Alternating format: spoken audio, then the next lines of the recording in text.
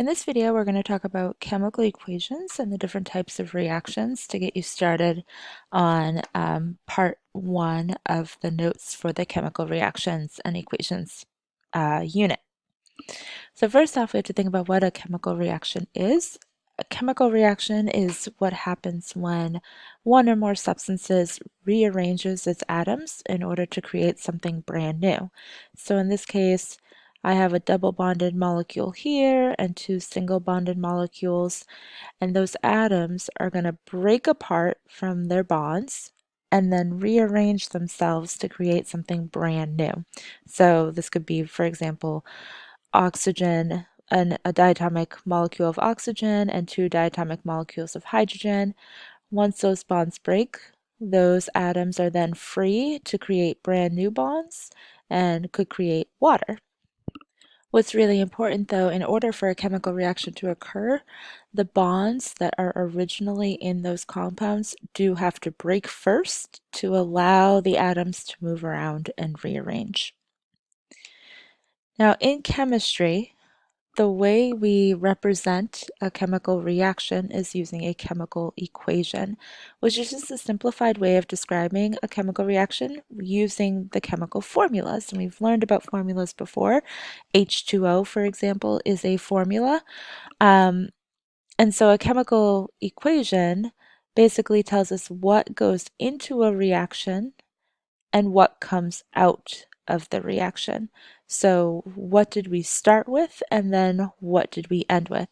For instance, you could think about it as a recipe. If you're making cookies, what goes in would be butter and flour and brown sugar and chocolate chips, and then what comes out is a chocolate chip cookie. So what goes in we call the reactants. Then we have an arrow, which represents the reaction itself. It means produces. And then we have our final product on the right-hand side. So again, reactants are what we start with, what goes into a reaction. Our yield arrow is what represents the reaction itself. And then the final product is what we get in the end. There are four main types of reactions that we're going to talk about. The first of these is called a synthesis reaction. In a synthesis, you have two simple or small, relatively small compounds, and what happens in their reaction is they will actually combine to produce a larger compound. So in this case, I have sodium and I have hydroxide, and when those two react, they will come together to create sodium hydroxide. So they'll create one larger molecule. The general form for this type of a reaction is A plus B yields AB. One hint when thinking about a synthesis reaction or trying to decide if it is a synthesis reaction is to pay attention to where your plus sign is.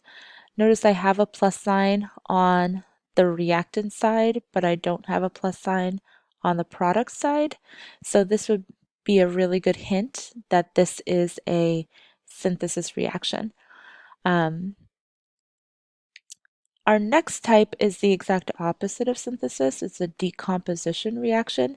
In this case, we have one complex compound that will break into two or more separate pieces. So I start off with calcium carbonate, and then it breaks apart into calcium oxide and carbon dioxide. The general form for this one, again, is the exact reverse of the synthesis. You have AB yields A plus B. So my plus sign this time is on the product side, but I don't have a plus sign on the reactant side.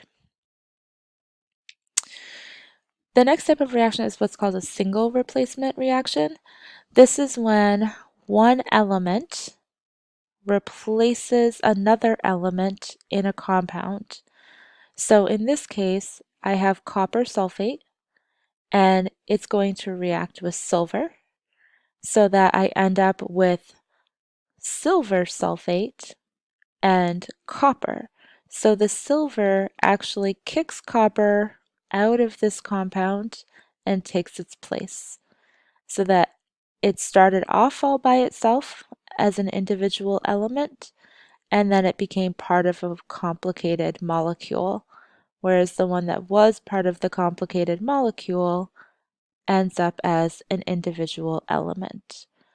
The general form for this one is AB plus C yields AC plus B. Now, what's important here, it could have been BC plus A. All that matters is that A and B, if they're together over here, they're not together over here. So it could have been A plus CB or A plus BC, but what matters is that A and B are not together. The final type of reaction is a double replacement reaction. This is the most complex and complicated looking of the reactions, but even though it's complicated looking, what it's doing is actually pretty simple. So I have two complex molecules. I have sodium phosphate and potassium hydroxide. So that's my reactant side. So it looks pretty big, it's pretty long. And then on my product side, notice my sodium is now with the hydroxide and my potassium is now with the phosphate. So it's basically like the front of these two compounds switched places. They flipped partners. So the general form of this is AB plus CD yields AD plus CB. Again, it could be AC plus BD. But what matters is, again, that A and B are not together, C and D are not together on the product side. So sodium cannot be with potassium, or sorry, sodium cannot be with phosphate, and potassium cannot be with hydroxide on the reactant side. And so those are the four types of reactions that we are going to cover in this class.